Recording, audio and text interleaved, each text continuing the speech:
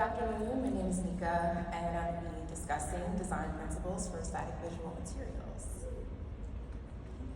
So just a quick table of contents. I'll go over my background as a medical and scientific illustrator, then I'll be discussing high-level principles of design, the key components of design, color, labeling, my process to how I create a medical illustration, and then I'll briefly go over how you can build your own figure. Okay, so I want to start with just a quick experiment. Imagine that you're reading a scientific paper and you come across a figure like this. It's scientifically accurate, all the information is there, but it takes some time to decode and understand. You have to search for the corresponding labels to figure out where the insets are coming from. Insets are basically zoomed in portions of a figure. There are many inconsistencies that you see between the shapes of similar cells, and it's kind of hard to follow because the information is a bit disorganized. Now, if you compare it to this one, the information is the same, but it's much clearer to understand. And the difference between these two visuals isn't the science at all, it's solely just the design. And that's what I want to talk about today, is how design principles can make scientific visuals clearer, more effective, and easier to understand.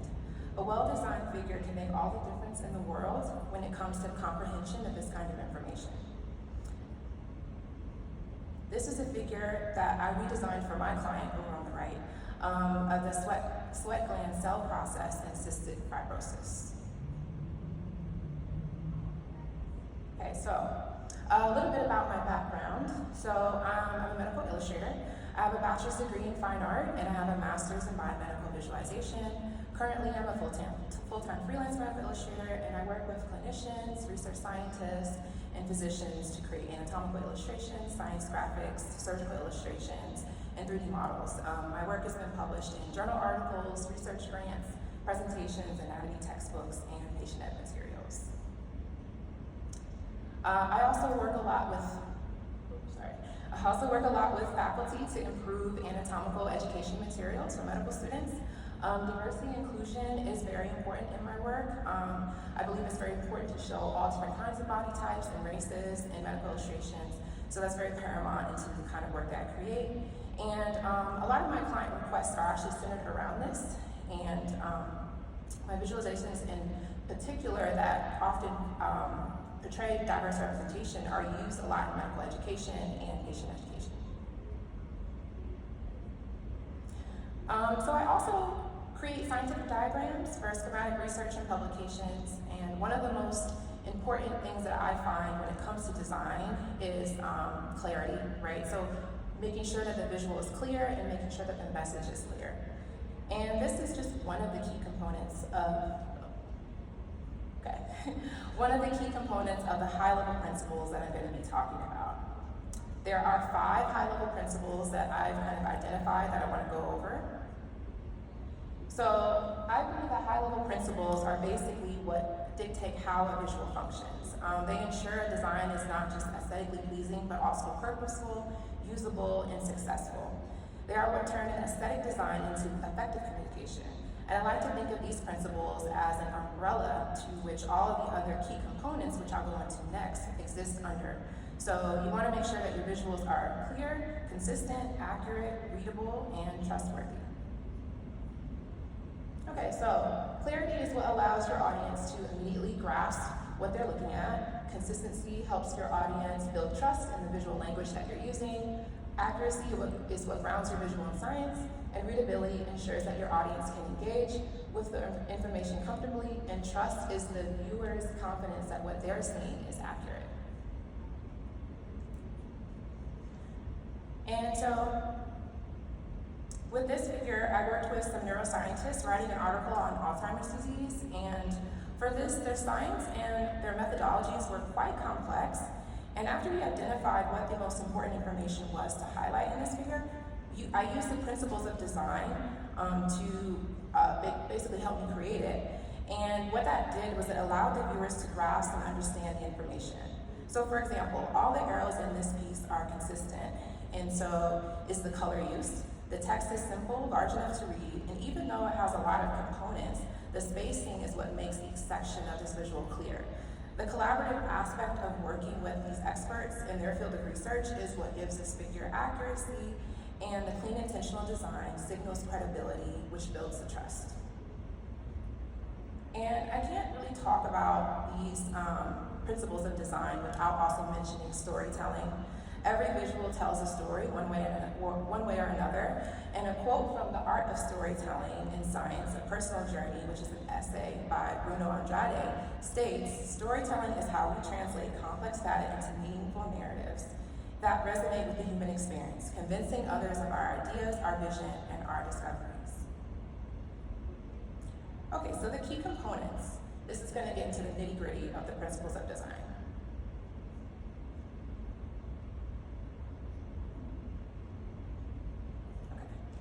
All right, so these are basically what I believe help allow a figure to be harmonious and look unified, and they help you make design choices that are very intentional. On the right, those are just some of my medical illustrations. Okay, so if we get into these principles, the first one I have here is balance. The intentional arrangement and organization and placement of visual elements to create a unified composition. And the next one is visual hierarchy, which is the strategic alignment, arrangement, and prioritization of elements to guide a viewer's eye through the content in order of importance. The next one is emphasis, which deals with the parts of a design that are meant to stand out. In most cases, this refers to the most important information that the design is meant to convey, and this helps prevent cognitive load. And next we have color. And color is not only aesthetically pleasing to look at, but it also guides our attention. It helps us compartmentalize elements, and it improves comprehension as well. Next we have contrast, which is an important aspect of creating accessible design. It can be used for strategic juxtaposition of opposing elements to create visual interest and improve readability. And labeling. Generally, labeling is not considered a principle of design, but since we're talking about design principles as they relate to scientific visualization, I decided to include it here because it is a cornerstone of information design and is most often, if not always, used when presenting complex information in a clear and concise way to make it easier to understand. So it provides essential context and identification of important information. And next we have negative space, which provides breathing room and it guides attention to the main subject. And lastly, we have flow of information. So flow of information uses many of the above listed principles and it guides the viewer's eye around the page. It uses design elements to organize and provide sequential steps. It's also important to consider cultural considerations for the flow of information, like reading direction, for example. Certain languages and reading cultures in the Middle East, North Africa, and parts of South Asia actually read from right to left. And so it's really important to consider that when you're looking at your audience and who is intended for. So you should always make that kind of consideration when you're working with audiences that are different from your own. So I don't have time to dive deep into each of these principles today, but there are two that I want to discuss in more depth because I think they can be very powerful tools in improving visuals for education purposes. So the first one I want to dive into is color. So when color is used in an intentional way, it can come across as, when it's not used in an intentional way, it can come across as just distinguishing every object from every other object in a visual. And that isn't necessarily a bad thing, but we do want to use it intentionally. So a vast majority of scientific journals are primarily online now and have comprehensive online versions, making digital access the standard, as we know. Most academic publishing has shifted to digital, and many have transitioned to online only to keep the cost down and to improve accessibility. There are two color modes to be aware of: RGB color mode, which uses red, green, and blue as primary colors because it uses light to define color and is used for digital projects that are shown and displayed on smartphones and computers. Every digital screen is made up of thousands, sometimes millions of tiny squares called pixels, and each pixel contains 3 even tinier lights of red, green, and blue of varying intensities. And then CMYK stands for cyan, magenta, and yellow and black. And CMYK works by subtracting light absorbed by inks. This subtractive mixing process uses pigment to define color instead, and uses layering to create new colors. So CMYK is used for printed designs. And so if you are creating a figure, it's important to make sure you set the color mode depending on how you're using it online or for print. And if you are a fan of bright colors, don't get your hopes up for printed versions. Okay, and so when it comes to color as well, when it's used for the purpose of understanding complex information, it can serve in many ways that enhance the key components that we previously went over. When it's used intentionally, color can create emphasis on important information, it can make comparisons, it can establish hierarchy of information, and it can bring clarity to data visualization. So for this figure, I collaborated with Jen Christensen, who is the senior graphics editor for Scientific American. This article was on slow wave sleep and the areas of the brain where it occurs.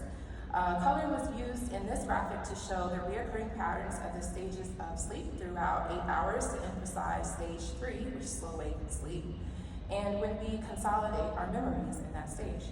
So this data visualization of the stages is at the top to establish hierarchy. You can see the bar at the very top there, because that was the most important to orient the viewers with that part first. So color can also give the viewer a sense of how material is organized.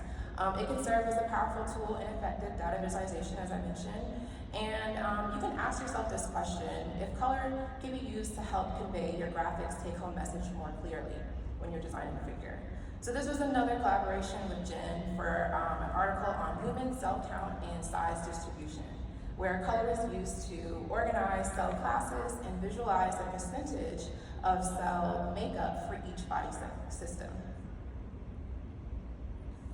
One of the most common ways that color is used is to make comparisons between parts. So in this graphic, I used to orient, is used to orient the viewer by layering by layering being assigned with, in the first image right there, with labels attached to the color of the different layers of the embryo. So the beauty of using color in this way is that after you've oriented the viewer with labels once, the color continues to serve as an invisible layer of information, kind of like a legend, if you will. So I can look at this and see that the chorionic cavity is dark purple, and it has been engulfed by the amniotic cavity, which is the light purple part, by week 17. And then the chorion levi merges with the amniotic cavity by week 16. And then the fetus has taken up the entire space of the uterine cavity by 13 weeks. And I only had to label the image once, yet still have a clear understanding of the membrane layers during development at each stage.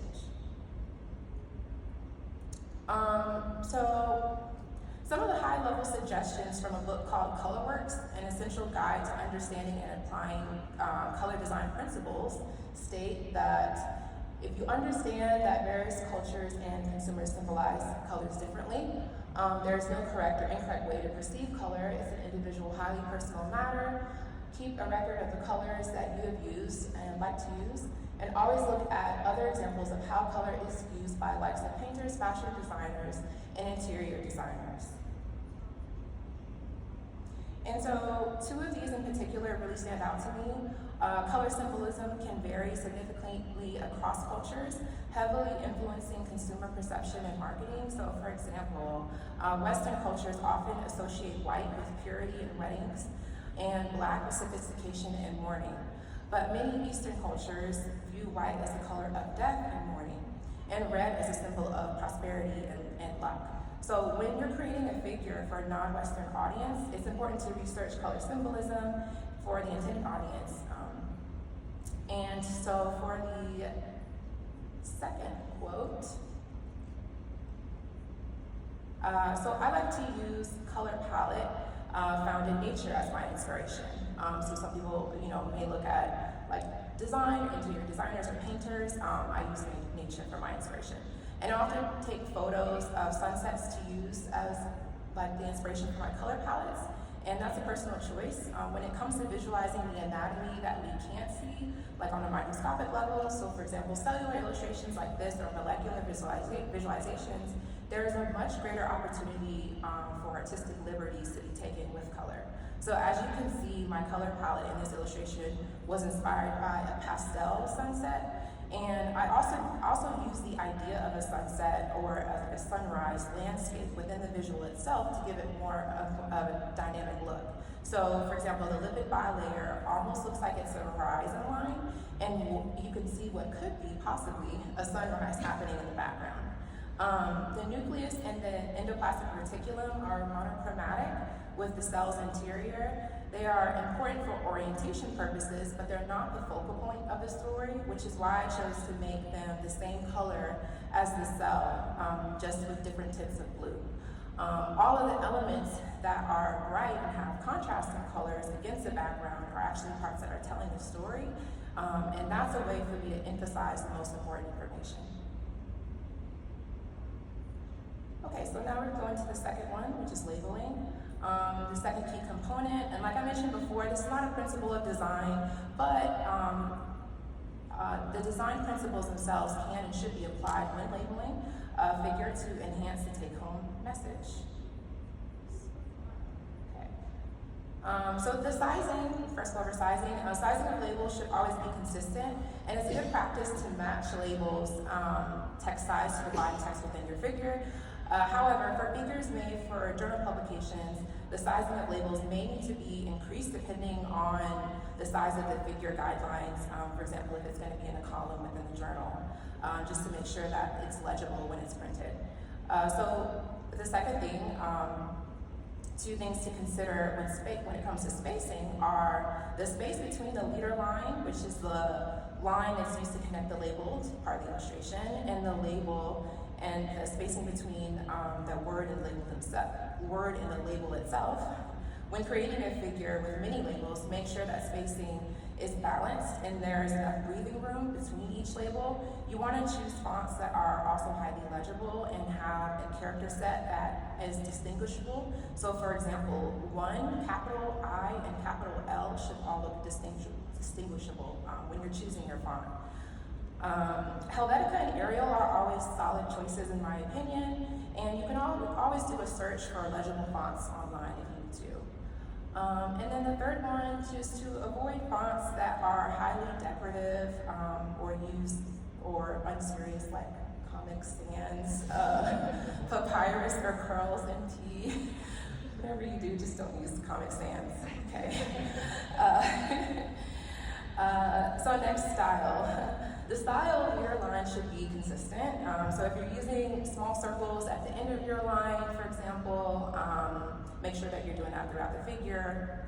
And white labels are a great choice to use if you're working with a really dark background, or adding a white halo around black labels, for example.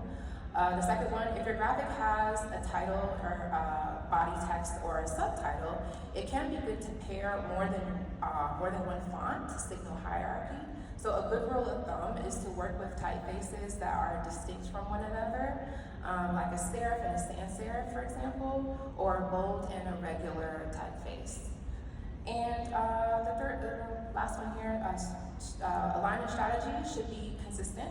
So for example, don't center align some of your captions and then left align others, because then that could look a bit chaotic. And so now I'm going to go over my process and some of the design choices that I make when I'm going through the process of creating a medical illustration. So, working with a medical illustrator is always a very collaborative process between me and my client. This is not a transactional exchange. Both parties' input is equally as important. And the medical illustrator is much more than someone who just turns out an outcome. They're also a thought partner in the process. So first, I'll meet with my client over Zoom, usually to understand their needs. Next, I'll develop a concept sketch or sketches to present to the client for initial feedback.